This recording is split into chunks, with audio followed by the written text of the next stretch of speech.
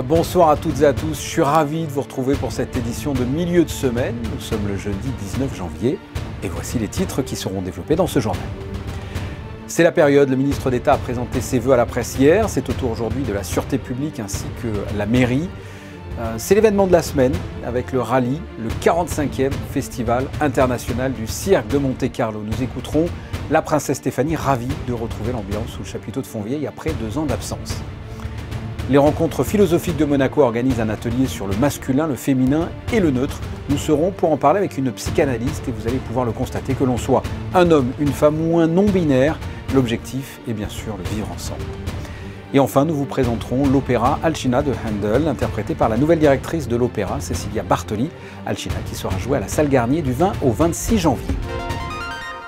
La traditionnelle cérémonie des vœux de la Sûreté publique s'est tenue ce matin dans la grande salle du musée océanographique. Le prince souverain était présent ainsi que de nombreuses personnalités. Le reportage de Christine Latomel, Lionel Bernardi et Louis Borgia. Une salle comble pour cette cérémonie des vœux qui s'est tenue en présence des membres des forces de l'ordre et des officiels de la principauté et qui a débuté en musique avec l'hymne national. À cause de la crise sanitaire, cette cérémonie n'avait pu avoir lieu durant 2 années consécutives. Dans son discours, Richard Marangoni, le contrôleur général en charge de la direction de la Sûreté publique, a rappelé quelques faits marquants comme la crise ukrainienne qui a fortement impacté l'activité du service. Il a également évoqué la lutte contre le blanchiment, les fortes croissances des activités opérationnelles avec un niveau de masse extérieure toujours très élevé à Monaco. Il en ressort un bilan plutôt positif pour l'année 2022 et de nouvelles perspectives pour 2023. L'année a été une année qui a repris sa pleine activité, je dirais, avec beaucoup de vigueur et d'effervescence. Donc après 2 années dédiées à la gestion de la crise de la Covid, cette année, je pense que les résultats sont satisfaisants. 2022, bien sûr, c'est notre déménagement dans un bâtiment provisoire, dans l'attente de notre bâtiment définitif.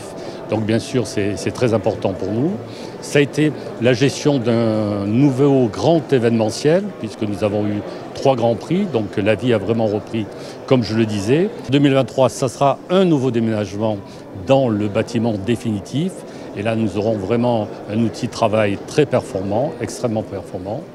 Et ensuite, bien sûr, ça sera la poursuite de l'évolution et de la réorganisation aussi de la Sûreté publique, comme je disais, doit en permanence évoluer.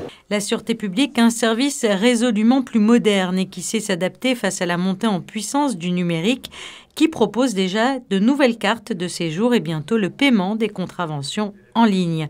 En 2022, la Sûreté publique a aussi changé de visage avec de nouvelles acquisitions.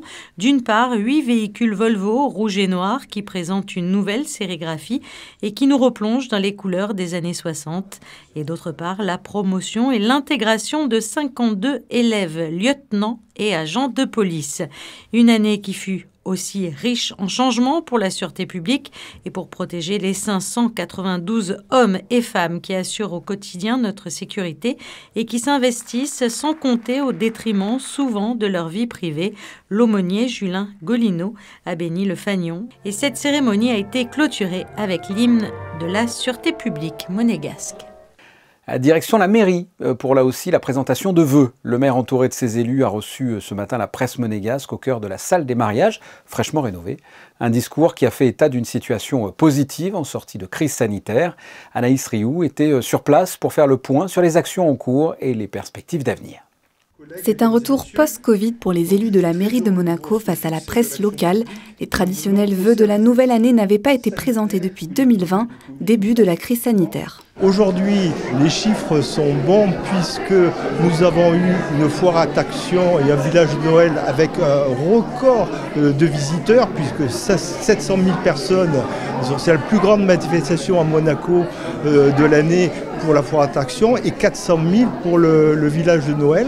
Cette année, le message du maire est marqué par l'espoir avec des actions directes en faveur de la population monégasque qui débuteront mais surtout s'achèveront en 2023. On a profité de cette période Covid où l'activité était moins intense, on a fait beaucoup de travaux, on a fait la cour d'honneur, on a fait la mairie. Nous allons continuer à développer sur la carte d'identité numérique, les espaces numériques, donc ça c'est des grands projets, les crèches, ouverture de crèches, déjà en janvier, puis, à la fin de l'année, au Noria avec d'autres berceaux.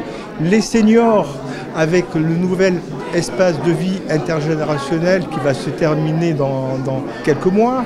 À retenir aussi la médiathèque et l'espace Léo Ferré qui font peau neuve, le développement de la carte d'identité monégasque en support numérique, ainsi que le futur jumelage avec la ville italienne Dolce Acqua en novembre prochain. 2023 sera également une année doublement électorale pour la principauté, avec les élections nationales et communales en février et mars prochains, où le maire a annoncé reconduire une liste.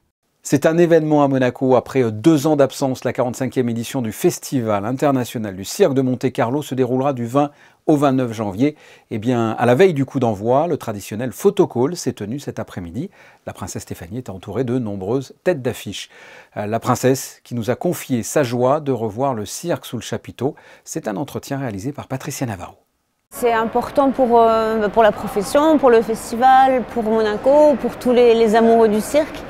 Et c'est vrai que on attendait ça avec impatience parce que c'est des beaux moments de partage, de joie, voilà, on respire un peu et voilà. Donc je suis tellement contente que voilà, le chapiteau ait repris vie et voilà. Et en fait, on se rend compte qu'on a l'impression qu'on ne s'est jamais quitté et que ces 2 années sans cirque, elles n'ont pas existé, qu'on est là, on continue. Et pour marquer cette reprise importante, la programmation sera un petit peu différente cette année. Oui, parce que bon, vu les 2 années sans festival et sans New Generation, on a mis les 2 ensemble parce qu'en fait c'était 2 anniversaires aussi, le 45e et le 10e anniversaire de NG. Donc on a fait une programmation mixte, donc il y aura des numéros de New Generation qui ont tout à fait leur place même dans le programme des grands comme on dit. Et donc voilà, donc il y a 2 compétitions en une, c'est le nouveau festival qui revient. Et c'est une année pleine de challenges parce qu'on annonce possiblement des records. Hein. Oui, on a des records de partout, donc c'est pas sans vous dire que ça va pas être facile pour le jury, une fois de plus. Et c'est ça qui est merveilleux avec les gens de cirque, c'est qu'ils arrivent toujours à nous étonner, à aller plus loin et toujours venir ici à Monaco préparer des choses spécialement pour le festival. Et c'est ça qui est juste magique, malgré les 2 années où ils n'ont peut-être pas pu s'entraîner comme il fallait ou travailler, parce que s'entraîner c'est une chose, mais travailler devant un public c'est pas pareil du tout, c'est pas les mêmes techniques.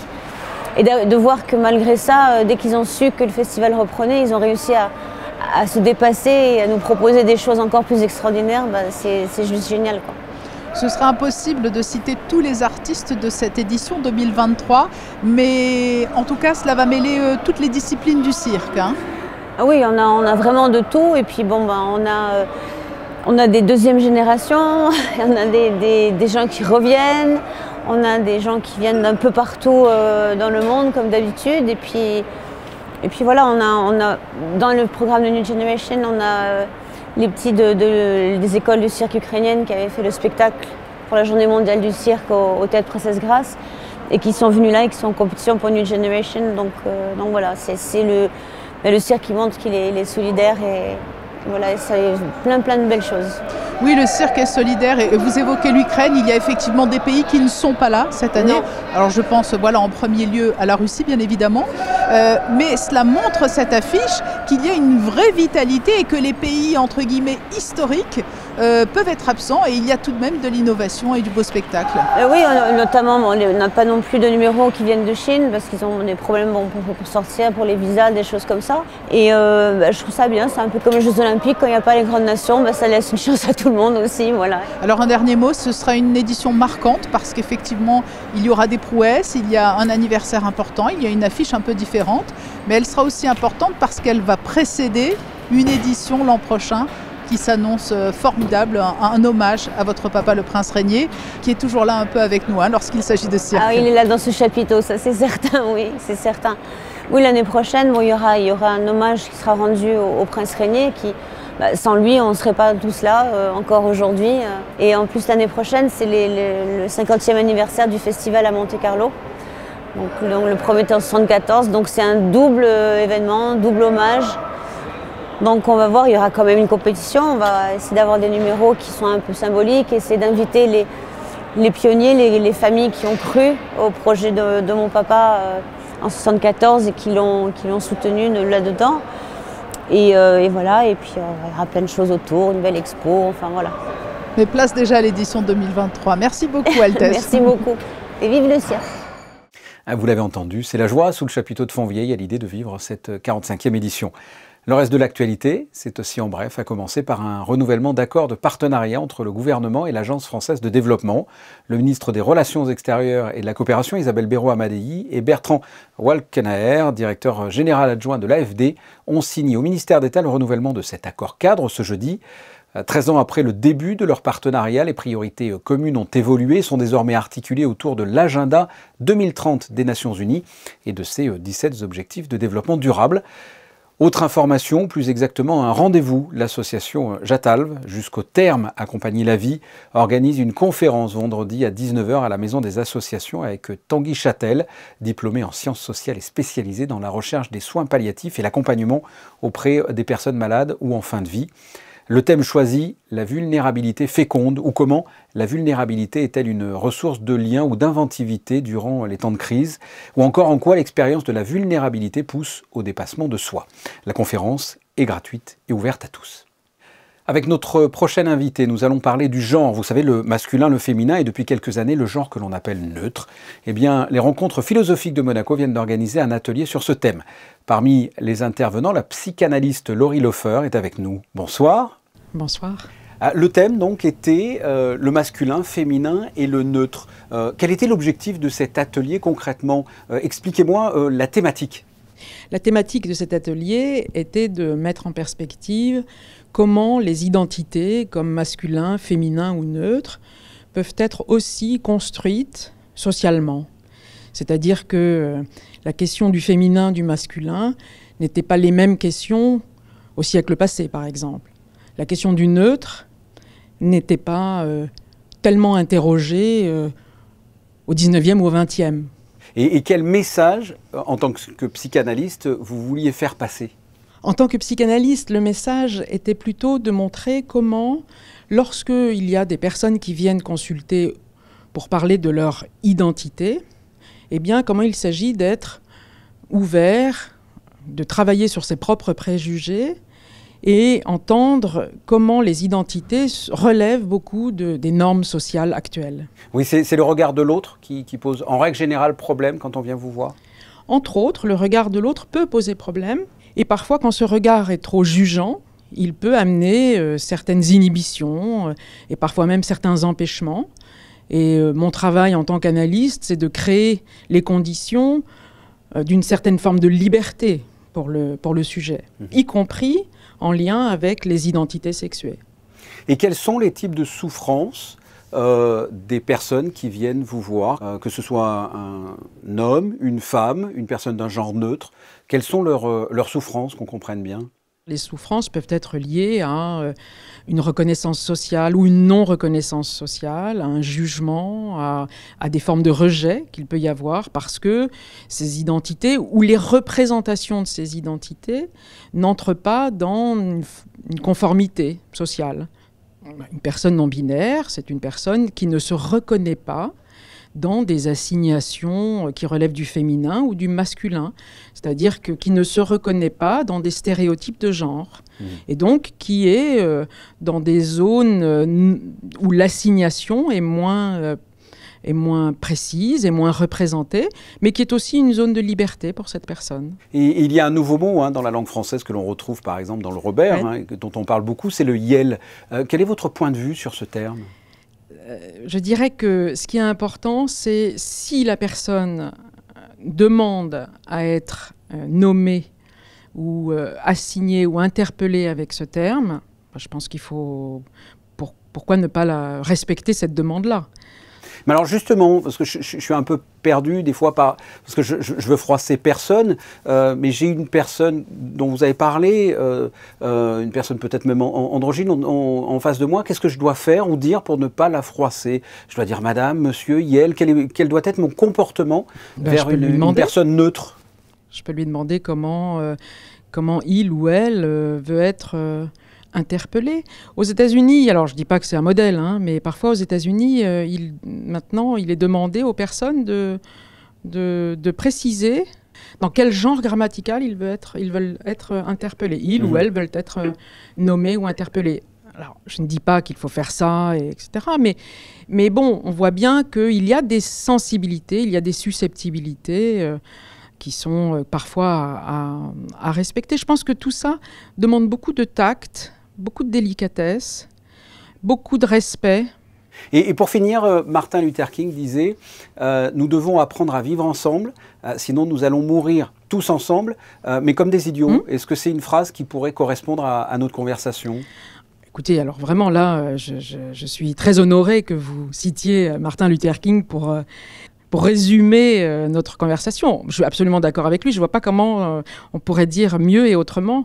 Ce qu'il dit, c'est qu'effectivement, sortir d'une certaine forme d'ignorance ou être curieux, notamment quand il s'agit de l'autre ou des autres, je pense que c'est une trace d'humanité qu'il s'agit de continuer de travailler. Il y a du travail d'ailleurs. Bien, c'est là-dessus que s'achève notre entretien. Merci Laurie Lofer. Merci beaucoup. Et prochain rendez-vous du côté des rencontres philosophiques de Monaco, le jeudi 16 mars au théâtre Princesse Grasse avec comme thème principal le rêve. Une idée sortie du 18 au 29 janvier, l'espace 22 situé boulevard d'Italie accueille l'artiste brésilienne Arlette Lima avec son exposition Waves of Human Connection. Dans un tout autre domaine, le tennisman Hugo Nys, représentant de la Fédération monégasque, vient de passer le premier tour en double de l'Open d'Australie avec un joueur polonais, Jan Zielinski. Ils ont battu une paire, 13e au classement à l'ATP en 3-7. Ils se retrouveront donc au deuxième tour de ce tournoi du Grand Chelem. On retrouvera Hugo Nys à Monaco pour la Coupe Davis. Début février, Monaco rencontrera la République dominicaine. De la musique à présent, plus précisément de l'opéra, avec les 4 représentations du premier spectacle proposé par la directrice de l'opéra, Cecilia Bartoli, qui interprète le rôle principal de Alcina de Handel, un compositeur qu'elle affectionne particulièrement. José Sacré, Olivier Bonello et Clélia Renaud ont assisté à la Générale. Reportage.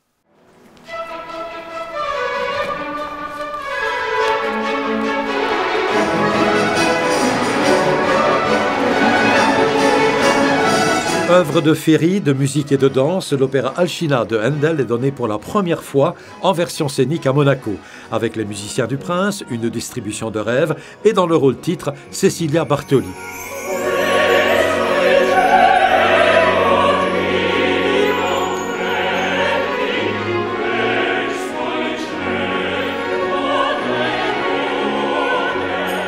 Cecilia, pourquoi avoir choisi cet opéra pour ouvrir votre première saison en tant que directrice de l'Opéra de Monte-Carlo? J'ai choisi Handel, c'est-à-dire le plus grand compositeur de l'époque baroque, parce que Handel c'était le plus grand avec peut-être avec Vivaldi, avec des autres mais je trouve que c'est une chef-d'œuvre absolue, Alcina, et je trouve Alcina et Ariodante. Alors c'est-à-dire on a déjà fait Ariodante pendant la là, ça fait quelques années, oui. Et là, je me suis dit, c'était notre grand chef-d'œuvre, c'est l'Alcina. Et voilà, je pense que c'est surtout dans cette mise en scène, la mise en scène, le décor, c'est vraiment d'une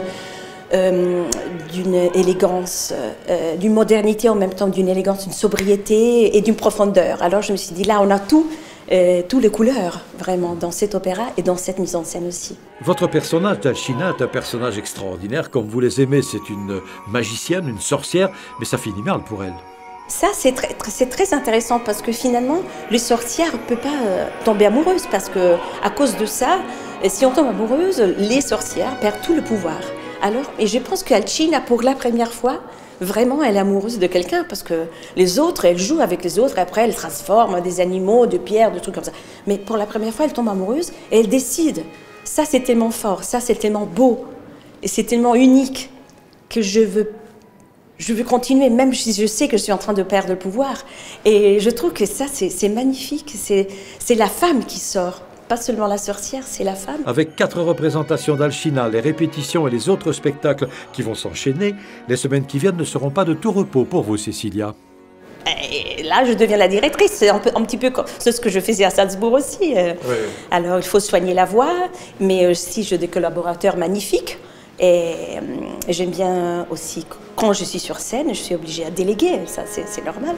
Ce sera aussi notre directeur délégué, c'est mon mari aussi dans ma vie, qui va être là dans le bureau quand je suis sur scène. Il va être là Et je pense que non, on a un team vraiment exceptionnel et c'est une belle famille. Et je pense que ça, c'est grâce à Jean-Louis aussi qui a créé ça. Je trouve que je vais continuer à nourrir cette famille. Alcina à l'Opéra de Monte-Carlo du 20 au 26 janvier. Quel temps va-t-il faire ce vendredi? La réponse avec vous, Christine Datomel. Bonsoir. Bonsoir Fabien, vendredi le temps sera instable et nuageux suivi de quelques averses, une matinée plutôt grise et pluvieuse donc, et une après-midi qui restera couverte également mais qui sera accompagnée de quelques éclaircies. Le climat sera encore plus frais que les jours précédents, 8 degrés pour les maximales et 3 degrés seulement pour les minimales. Le soleil se lèvera à 7h56 et se couchera à 17h25. Demain, nous fêterons les Sébastiens. Merci Christine Dahl. Je vous donne 2 rendez-vous sur Monaco Info avant de se quitter. Ce soir dès 21h30 avec le départ du 91e Rallye Monte-Carlo commenté par Vanessa Dessy, Frédéric Hélion, Christophe Paco et Franck Phillips. Et à partir de 23h30, l'émission Les Experts consacrée aux premières étapes de ce mythique rallye. Quant aux photos du jour, elles sont consacrées à l'autre événement du moment, le 45e Festival international du cirque de Monte-Carlo avec le traditionnel photocall qui s'est tenu cet après-midi. C'est la fin de ce journal. On se retrouve demain 19h pour une nouvelle édition. Passez une excellente soirée, portez-vous bien et à demain.